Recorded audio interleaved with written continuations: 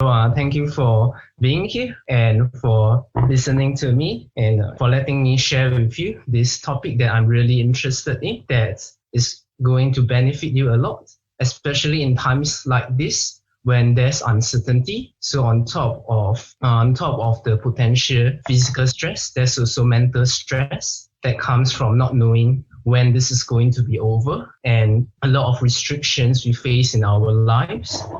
So just want to have a quick question here based on the topic that I have, safeguarding yourself and building immunity against mental stress through thought coherence. So does anyone here have any expectations just based on the description of what I have? If anyone has any, you can put it in the chat or you can unmute yourself and just say it. If not, then maybe let me give you a little bit of introduction of what thought coherence is all about. If you imagine our mind, we have a lot of thoughts coming into us. Some of these thoughts, thank you, George. So some of these thoughts we have, some of them we are more conscious of them. Some of them we are not so conscious of. So if you imagine this whole screen that you see, are filled with thoughts that are passing.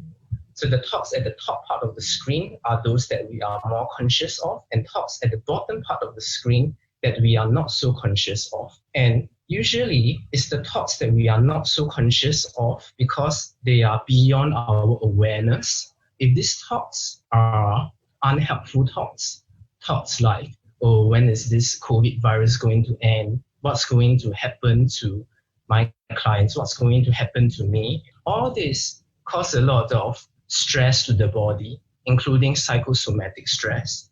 So usually when someone were to experience any form of psychosomatic stress, they are related to these thoughts that people are not so conscious of. So by thought coherence, I'm looking at aligning the thoughts that we are more conscious of with the thoughts that we are not so conscious of, so that these thoughts that we are in control, even though we are moving, we are leading them in the right direction for us to reach our goals. But if the unconscious thoughts are in the opposite direction, that's going to cause internal conflict in us. So sometimes we make certain decisions. We want to do something, but somehow at the back of our mind, it's like something is holding us back. But you may think to yourself, I don't know why. It's like something isn't totally right. Something is amiss, when I want to move on with this. And with more experience, when people gain more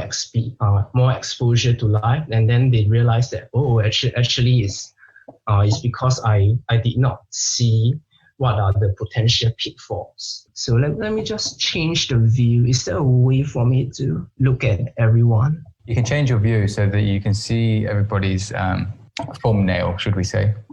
Oh, okay. So it's in the top right-hand corner, I think, Bingsy. Well, it is on my computer. I see. Okay, no worries. I'm good.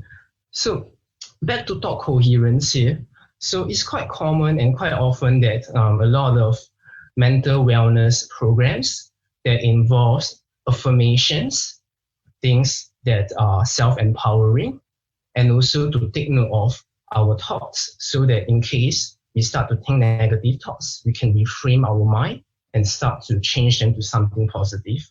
This works very well if someone is very conscious, and it works on all the thoughts that are on the surface, that are really conscious. When it comes to thoughts that are deep and unconscious, that we are not aware of, it's hard to reframe them. So what I do in thought coherence is to get people to see the contrast here, the differing thoughts, and to find ways to align them with each other.